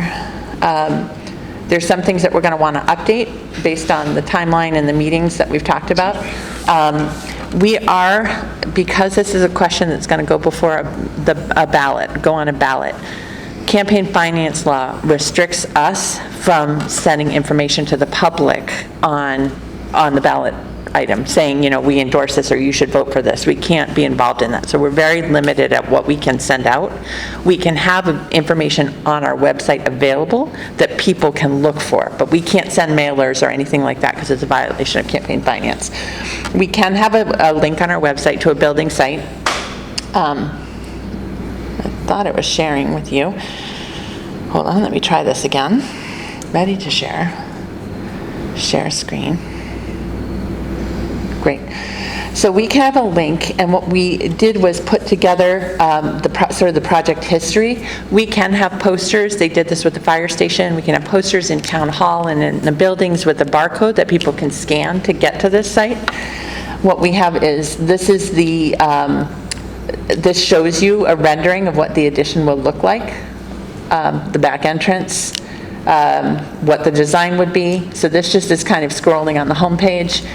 We have a meetings calendar that would show, if I click there, hold on. This shows, again, tonight's upcoming meetings, but if you scroll down, it has the community forums that we had back when we did the first feasibility study, links to those video meetings, and then these are all of our meetings that people can click on to watch all of the building committee meetings that were held this year. I think, Adrian and I were talking about it today, I think we probably want to put an archived history and put all the prior meetings that were held before the prior. This is really just showing the work we've done this year with the building committee, but we might want to put the select board presentation, the 2 fall town meetings when this was discussed, so people have at their fingertips the full history. We have some information, and this again will have to be updated. We're kind of figuring out the categories, but the history of the space. So this talks about the initial space study committee that was formed. This shows you the link to the select board meeting back in 2019 where we presented those findings. This is the feasibility study summary report that AI3 completed. I think we want to put a little more in terms of the history of project timelines. I think we should put in the town meeting vote, the request for a second feasibility study, and the recommendations for this. But we would have all the project history captured in one place. Would have the project timeline. Again, this is up what we were just looking at. We have to put the new one that stretched out to 27. FAQs, so we could think about as a building committee what things people might be asking that we want to put readily available here. And then if we move into construction, we modeled this off of other building construction sites. Here you could have progress photos updating on the progress of the site. So I'm going to send this link to everybody so you can look at it, and if you can get me feedback on other things you think would be helpful or what we might want to put on it, we can turn it around fairly quickly so that we could get posters made and have this information readily available. That way also, if we have a community forum when we schedule it, we could have, we are allowed, if people come to a community forum, to have material that we hand out, and we could say, you know, check out the project site so they can look up the history or other information that might be relevant. Justin, I'm going to send it to you too, because I know you've worked with other districts and you might think of other things that would be helpful to have here. So we have this ready to add to, but we've got the structure set up and it's ready once we, you know, have it updated for it to be linked and for it to go live. Any thoughts or questions on that? Two kind of related thoughts. Would it be possible to include, either in the FAQs or just in a separate section, some pictures of the changes that have had to occur at H. Olive Day due to, so like I'm thinking, because I had the luxury of doing the building tour a couple of weeks ago as part of school committee, the server room that was converted into an instructional space and has a walled off server in the middle Next of to the the room. desks, You know, yeah. just some things to say, you know. So we you, are- maybe like current conditions. Current conditions would be great, or in the library where, you know, there's no librarian space anymore. It's And we just, have it a reminded me of like a partitions blood with the drive or librarian. something with the screens over there. Yeah. Um, Flu shots. Yeah, We could just do all of to give an example, or even, I mean, just the size of the cafeteria and the Yeah. number of children that you're, you know, I mean, because there are some logistical things that I think people don't think about, even people who may have kids that are matriculating into the school, like, We with can this definitely amount of do that. We space, can we'll need to show have that we don't 87 have. lunch periods. We you know have what I mean? pictures of And the that's old what this- computer lab. We could put the old computer lab, and we can show that right now the computer makerspace and music are sharing space on the school stage. That- Yes, I that think kind of So stuff we is could good. do a current conditions on the website, yeah? Yeah, because that really, I mean, that Yep. reignited my Yeah, or even concerns when I like saw it, Yep. yeah. multiple lunches for one grade, if they're doing that in first grade, like, things like that are just We can things that definitely have do that. had to, yes, the district has been very creative, and that has been helping us to get, to stay, you know. I want to put the demographic studies up too. Yep. Yep. The original NASDAQ plus the updated one that we did, so I can add those to the site. Yep. And then the sort of second related question is, So maybe that's a section. Yep. Current conditions, would be- enrollment projections, all in Yeah. one tab. and even just, you know, like a side-by-side, you know, 5 years ago, we had this many first grades. Yep. Now we have 9, you know. The enrollment it's- change yeah, it document that we this is- shared. This is Yeah. what we're trying to do. Yeah, the sort of more, I want to make the demographic study available to everybody, and it certainly is, because it's public record, but just the more simplified breakdown of what we're looking at from the standpoint of, And the 10-year enrollment projections we showed for each holiday, that show we have 100 more students there than we did 10 years ago. Like, Yeah. we could put that in, yeah. With maybe an explanation of what we're looking at, because I think even in some of our conversations around those charts, they're hard to follow if you don't know exactly what you're looking at. and I think we did present a more condensed version at the fall town meeting update, right? Like I think there were a couple slides that just, it sort of Yes. distilled some of the information down into, for someone who is not a demographer, such as myself, made it more. Yeah, I have those slides, we could definitely put visually that on out. there, Yeah. Yeah. And then I'm Justin, not, if you could get me some slides, just, I mean, I could pull them from the presentation, but with the costs, because I want to put an updated feasibility Yep. summary in. Yeah, we can send that. I don't know if this is possible or not. Would it be possible to have a date where there is a building tour made available? Yeah, we can do that. I would absolutely recommend that. Yeah. I would do that. We had one when we went through this before. We offered one for, during school when the kids were there, and we, you know, we obviously escorted No, people, and but that's we, why I I said, think is it it's very possible? different Yeah. to look at an empty building and when a fully occupied building. So we did that for, we advertised it through the senior center, and we did do a tour, but I think a building tour is another really good idea. I would say, I mean, if you could do it with people, I guess that's good, but I would also say one in the evening, just people can't make. Yep. I mean, a lot of people who are concerned are, you know, working, two Yep. families working, or two Yep. Yep, we can do parents that. working, whatever. But I do think, I mean, I probably said it 100 times, but I was really struck when I stood there through third grade, fourth grade, fifth grade, sixth grade lunch, and just like third grade, I mean, there's just no, like, you couldn't even fit another body in there. I was crammed in the corner, right? It's like- I just, it's so overstimulating. Yeah, oh my God, right? Like, that's very different than walking through the peaceful lunchroom right there. Right. It's different when no one's there, Yeah. for sure. So I'll send everybody the link again. This is, we had started building it just to try to figure out what categories, but if there's things that you think of that would be helpful, send them, and we'll try to get this cleaned up and ready to be ready to launch. And then we, again, the next step for us would be to present to the school committee the recommendation first, and then to the select board, because school committee actually has to vote too if they want to bring forward a warrant article. We have a school committee meeting Tuesday night, which is, I don't even know what day it is. It's crazy. Less than a week away. Would people be available? Justin, I know I had reached out to you, and you would be available to present the feasibility study, but I think it would be really important for our school committee members to hear from the community reps who have been part of this, because you know, you came in with an objective lens and really like looked at all of this, so I think it's important they're not just hearing from me again, and hear from you as members of the community, what, about the recommendation. I could go over the project history, Justin could go through all of the, the options we explored and the cost, and then if members of the community could speak to the recommendation. I think that would be really helpful. Yeah, I'll be around.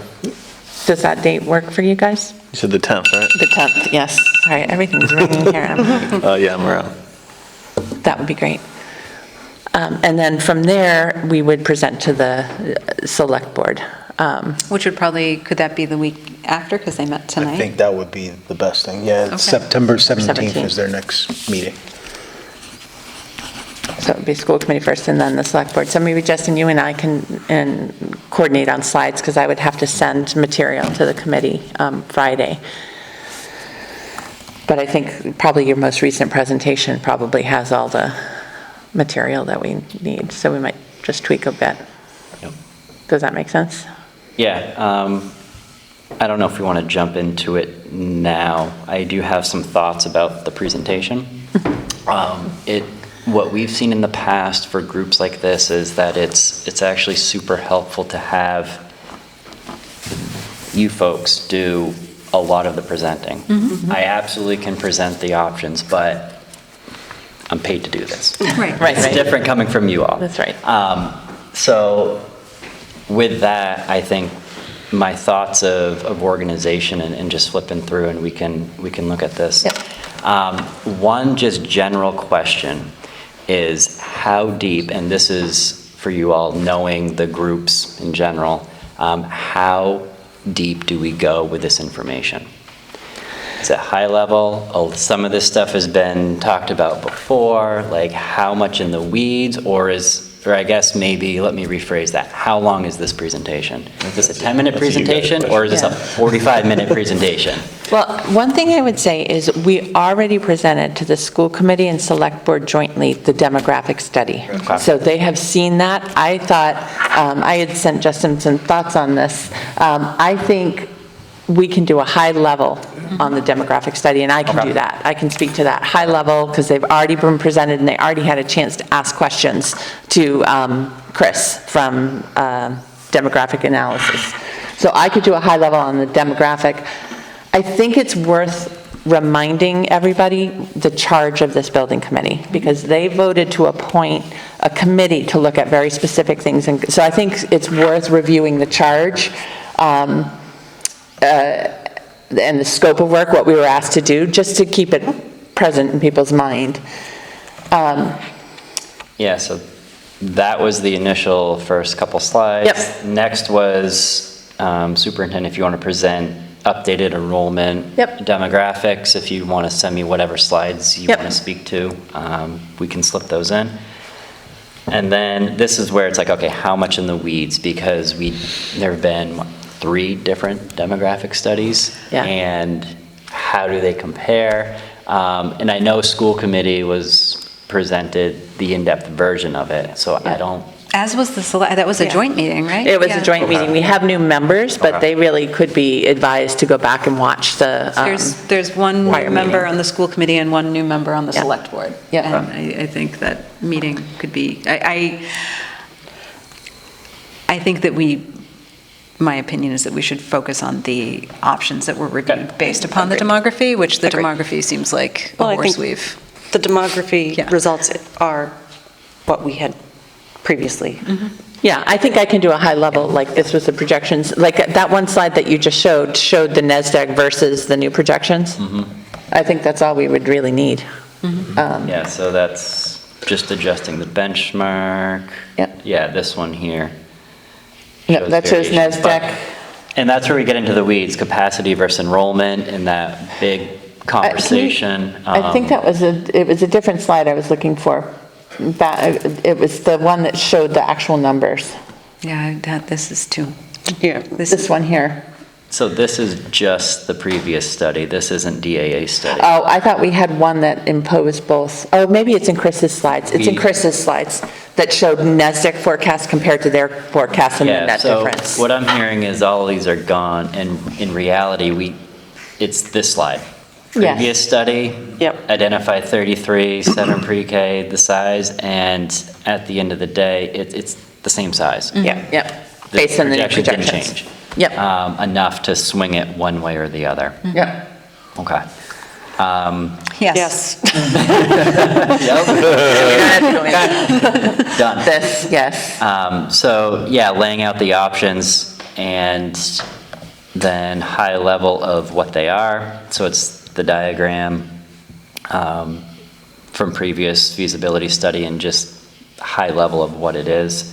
Second floor. I don't know if we even need to get into Don't floor go to the other one. plans. I wouldn't do the I floor wouldn't, plans, yeah. just Don't the, even talk about the previous one, because we're not doing that, yeah. So, well, so repeat that? Don't even talk about. So I wouldn't. I wouldn't get into the floor plans. I'm sorry, I misspoke. I thought you were looking at something that had been done even previously. You were looking at floor plans for modulars, no. I thought Got we were it, really going okay. back, which was a surprise. Okay. So I think you could do that very quickly. this you know- here is actually current. It's just Yeah. what work was done a year ago. Or 2023, if you know, Right. what we were talking about, yeah, before DA. But do show the floor plans or don't show the I floor plans? would, but I think what they're interested is, what do we gain? So it's 7 preschool classrooms, office space, and 9 classrooms. I don't think you have to get into the weeds of what's moving and what we're relocating. Well, and the reclamation of certain spaces too, Yeah. right? I mean, that's a fair Yeah. point to make, but again, I don't think you need to Yeah. hover over green spaces Yeah. and do the, you know. Because we have presented this full feasibility study to the school committee too. Okay. So I think a high level. Yep, second floor, Yep. and then the site plan, Yep. just again, a high level. And then it's that same format for all the options, 2-story. And I don't think you need to show the, I mean, The do you think individual you need floor- the floor plans for each of these, or just to No. say that these? delete 'em? The high-level overview show, accommodates the same number of rooms. I don't know if I fully agree. I think there might be some value, In not in showing going through every single one, but I think the apples to apples, like, these Okay. are boxes, right, where I think that Yeah. demonstrates something that the committee will, Care it about, demonstrates So maybe the just show the difference. one of option 1 that we Yes, consider don't need the to floor show plan. every single one, but I think, That's the apples to apples, and then just reference that the others are similar. yeah, it kind of demonstrates the equity issue that, in a way that looking at the outside doesn't necessarily. That's a good point. You changed my mind. Thank you. Okay. And then site plan, obviously, for all of them as well. So the intent would be this one, delete the floor plan, site plan, this, delete the floor plan, site plan. Yep. And then Yes, finishes have to be. finishes for type A and type B, that Yeah. just identifies the price difference. This is what I wasn't sure, and I'm going to skip this slide because in reality, this or this. That, I think this, Yeah, yeah. this- Okay. Yep. So with that, I am going to delete this slide as well, because it doesn't make any sense, because that's related to the backup. One Wait a thing I think second. you might Can I get just see questions this on, real quick? that you might want to hold that in the deck.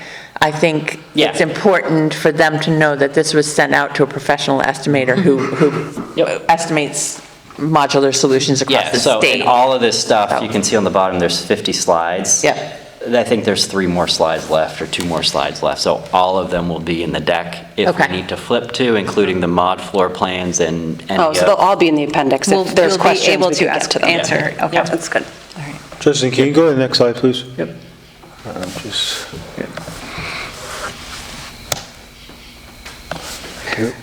So what this has that the other one doesn't is the capital projects that are already planned for that need to be done regardless of whether you do a building addition. So chillers. we had asked him to take those out last time because they're not really related to a building project. Those are things that need to be replaced, like the rooftop chillers at the Freeman, because they're aging, their end-of-life expectancy. you don't see value in adding this, keeping this chart? Well, they're not building costs. Those are going to come forward as individual capital items if we don't do a building project. And the concern was that they're getting Rolled up into the. rolled into the building. So people are saying it's going to cost $50,000 for the building, and that's not true. That's That's sold, $50,000. $50 million. Do you see what I'm saying? Like, people are rolling in capital items that we need to do into the building construction cost. I mean, you can maybe do I see value, No, honestly, I see value in having that there.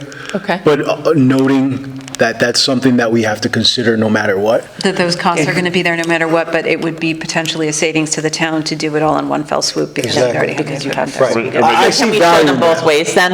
Yeah. Keep that Yeah. and then Yeah. show the next slide with the amount? Or maybe just say, or I don't know if we have that, but like the cost difference of if we did that as a standalone project versus what we'd be saving if we did it as part of the building when the cranes are here and whatnot. So the numbers, these numbers here are direct adds to the total project cost. So 37.9, if you did the mechanical system chiller, it's an add of 550,000 to the 37.9. And then just add those up. That's what that is based off of. Because those numbers in that box there for estimated total project costs, on the next slide, that matches up for that next slide, right? So the next slide, so this is estimated total project cost is a range. Yeah. But for clarity, we're not going to put a range for every single one because there's so many numbers. Yeah. This is the middle of the range, Okay. each of these numbers here, which ultimately, so looking at it specifically, 37.9 for the building addition, it's that number right there. Okay. So this row here actually aligns with the next slide, but this is the range provided for. So the only addition on this slide that compares to the last is that small The box. small box. and You're it's- giving a number versus a range. I Yeah, think if we do it's- both, that's going to be confusing. Yeah, because it just adds a lot of numbers. The other thing, and you all know your committees best, but this shows the breakout of how to get to that 37.9. So now I'm looking through it, so maybe on the finance aspect of it, I like this slide, but what I still think, I think it's good to note the additional capital improvement items, but maybe you just add that box to your next slide. Yeah. That's what I'm thinking too. I think that would be That good. way Because it's I think cleaner. the range is Yeah, I going to think be it's cleaner. confusing, and It'll then the need more- breakdown of soft costs is going to lead us down a path Yeah. that maybe more information than we have time to Yeah. discuss that day. Yeah. Done. Nice. There you go. Adrian would love Great. that. Okay. Okay, so we'll add that. Vote language from tonight, Yep. and note that it was unanimous. Yep.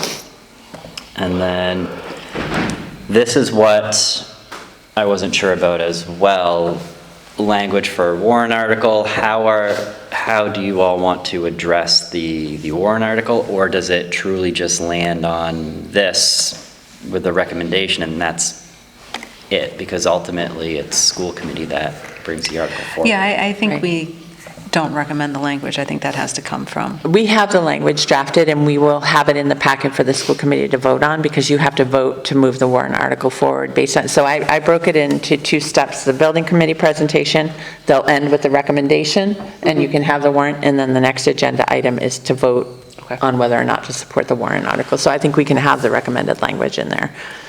We've already had legal counsel review it, because we were going to bring it forward last year. So it's the same language with just a different number.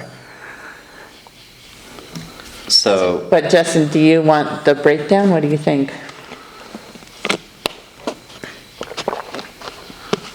What do you guys think for the warrant article? Is it helpful to just see the bottom line, or do you prefer to see I think. how the design service funds are broken up? I think that it would be great to have this in a deck that could be accessed if the question was raised. Realistically speaking, we will have gone through, I think, probably some comments from, hopefully, members of this committee, the slide presentation we've just discussed, and then the cost breakdown for each of the different options.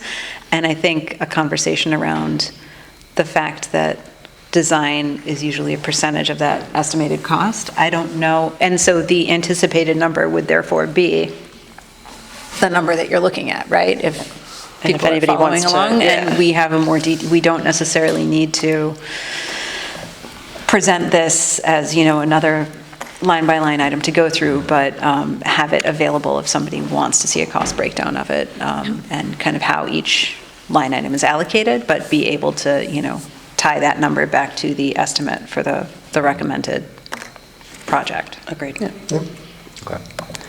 So, Ingrid, is this something you can, I can get the language from and the then recording whatever- from Karen tonight, thank you. whether it doubles up on the bottom here or anything about the warrant article, whatever is, Yeah, we can do slides, the recommendation for the project, and then the recommended language. okay. So that'll go on deck. Schedule.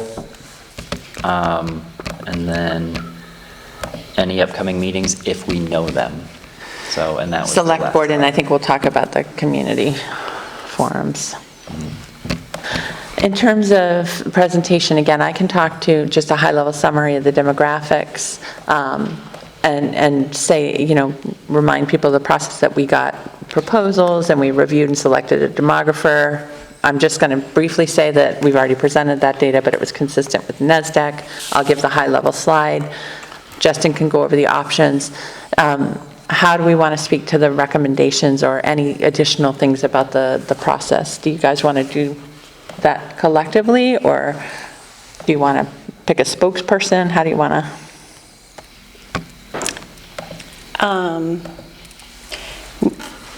It may make sense if I think there was a slide in there about the charter of this committee, and potentially, I could do that, Medora could do that, whoever, and then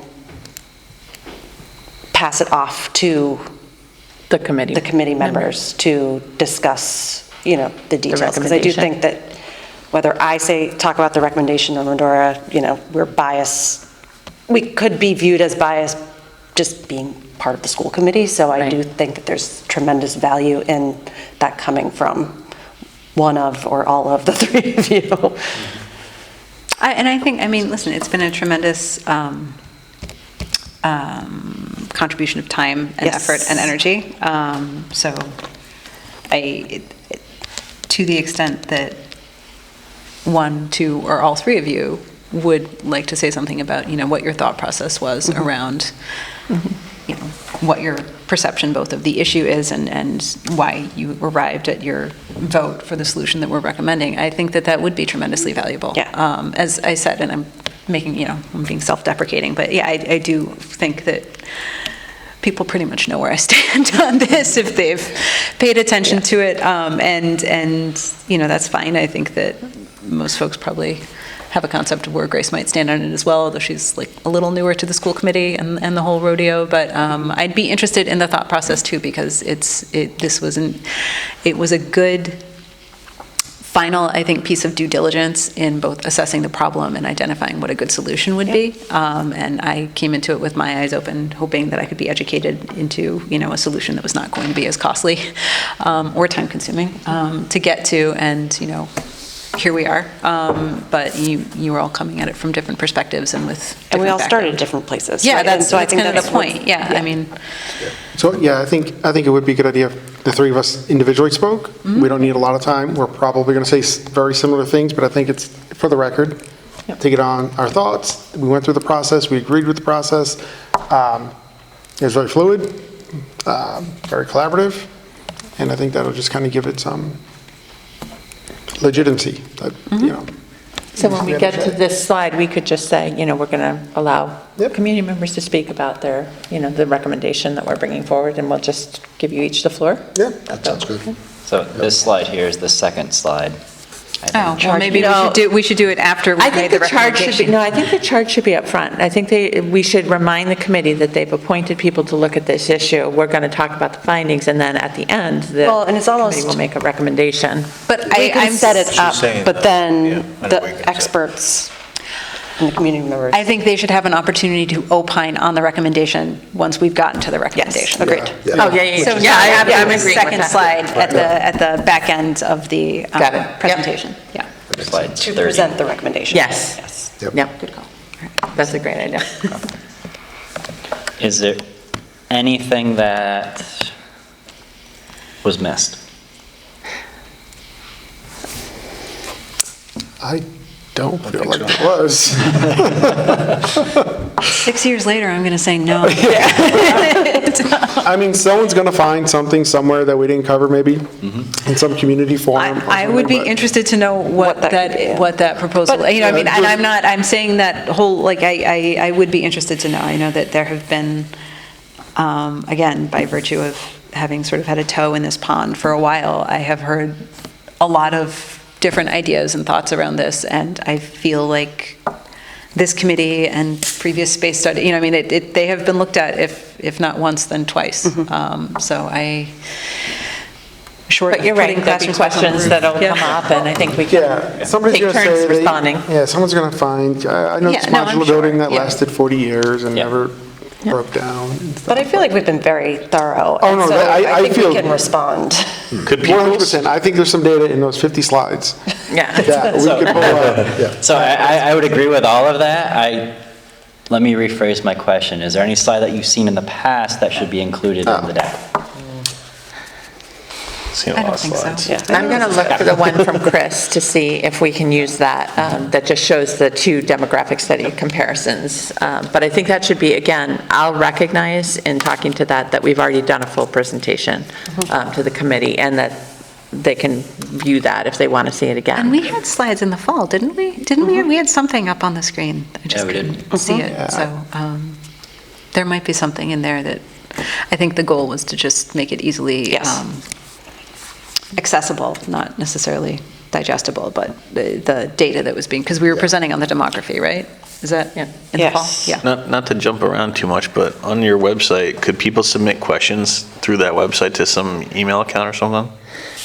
We could talk about that. We could talk about adding a question section. The only thing is, it's sometimes hard because we don't have anyone that can actively monitor it Yeah. regularly. So I don't want people to put something out and then we But it can't could get back to say it. something like, for questions, reach out to. Yeah, we could do that. We Yeah, could even say. if we share Gmail or something Committee like chair that. would be great. Or we could put, I I will mean, go back maybe to all we of want to you. add the building committee members, and we could create a building committee address for you, an email address for Just because you. I'm only thinking, just kind of sort of related to what he's saying, but also maybe think of that in terms of, some people don't feel comfortable speaking up at a community forum. Some people Yep. maybe are a little more easy to conversate with offline Yep. instead of in a public People have forum. very different ways of communicating. Yeah, So I think it's yeah. good Yeah, to. so we could add, I could ask our tech team to build each of you a Norfolk Building Committee email address, and we could put that on the site for questions, reach out to, and put that, and we could put our contact information. I think that would be helpful to have, because the other thing is, long-term, the charge of the committee is also to see the next phase through. So it might be wise to have an account now. Replaced when this Logistics question, when do these slides need to be posted?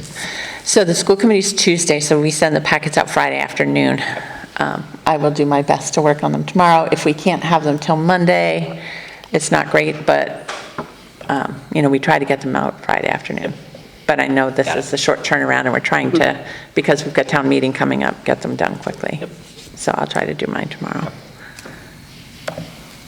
All right, so community forums, we would have a presentation to school committee Tuesday night, one to the select board the 17th. I do think both of those will be available for the public to view, but we want a more comprehensive community forum that kind of walks through all of this. And I know that we didn't do a community forum on the demographic study, so I don't know if we would want for the community forum to have a piece of that be the demographics and then the I feel like we have to solutions. summarize the whole shebang for Yeah, I any think so. community forum, just to get people up to speed, because again, we've been in the weeds, but Yep. like I said, to my knowledge, most of the town has Yeah. little to no idea what's happening. And I could reach out to Chris to see if he could participate. He'd have to probably do it virtually because he's in Virginia, I think. But maybe we give 10 minutes, 15 minutes to the demographic high level, and then the Oh, and- project overview. Yeah, if he's not available, then just a We can good do summary it. that maybe Yeah. he signs Right. off Well, and then on. if people have questions, we can always go back to him, Yeah. questions that haven't come up through Yep. the. Dates, because town meeting's November 12th, so we would want to, November 11th? That should be the last one. Are we thinking, how many are we thinking? 1, 2? I think at least two. Because I was gonna say, I would have one, if town meeting's November 17th, I would have one. November 12th. 12th, yeah. Oh, sorry, 12th. Oof. I would have one relatively close to that, and then one fairly out in front. That way people who go to the one that's pretty close kind of see if Carry they want to. momentum. It's momentum. They go and vote the next day or the next couple days, whatever it is. But So then maybe something like, the week of the 4th through the 8th or something like that, or Yep. last week of October maybe. And then one either early October or towards the end of September maybe. That's the way I So we're think. talking about the school committee on the 10th, select board on the 17th. And then if we did, What about a community forum the week of the 30th? I was going to say that week or the week immediately following it, and then do one The week before town meeting? the week before town meeting. Makes sense.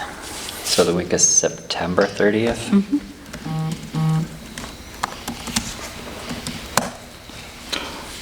I don't like Wednesdays. That's my only thing. Thursday works. Yeah. Thursday, the 3rd? Thursday, the 3rd works for me. Yeah, I got 10-3. childcare Okay. issues the first half. Okay. I guess I could bring them again, but Yeah. I don't really want to.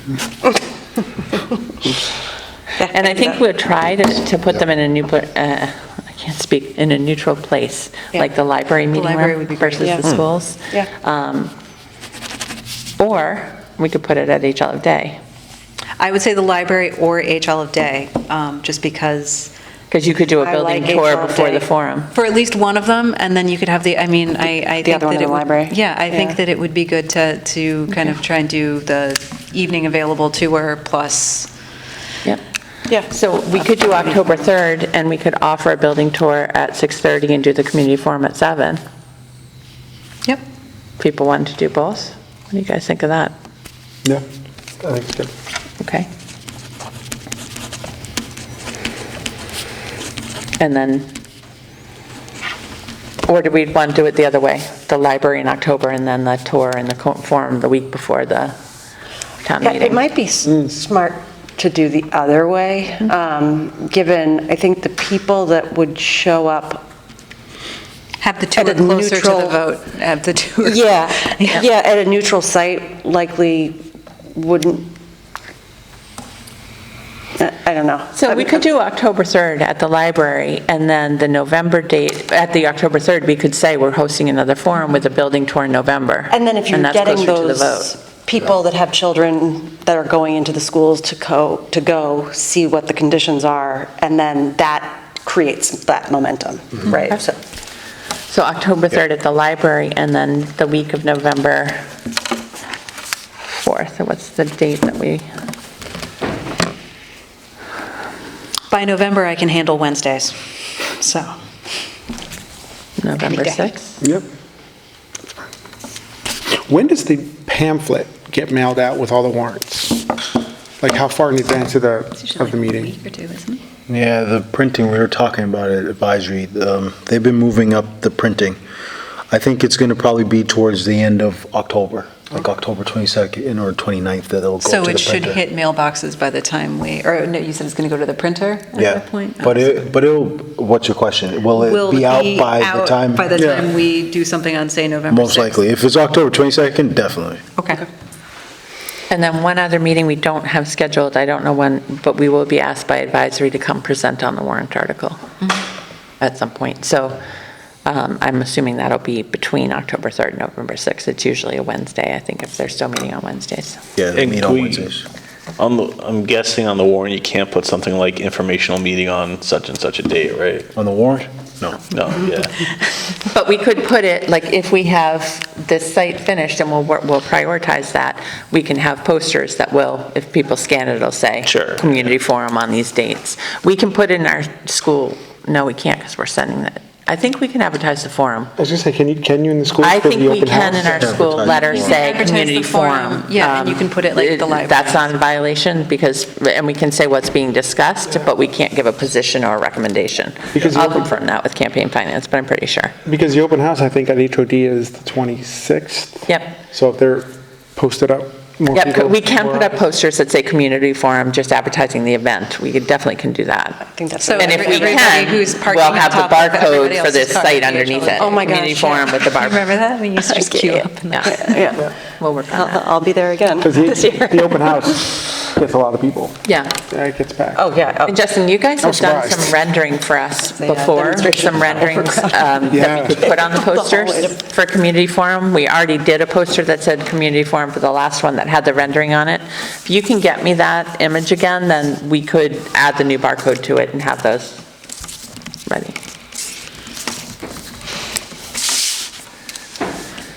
Great. All right. So I think that was everything on our agenda for tonight. Short and sweet. Longest one yet, I think. I'm not sure it was either of those things, but it was A a lot of information. All right. Okay, so if there's any further discussion, or assuming there is no further discussion, Motion to adjourn. second, Second. all those in favor? Aye. Thank you.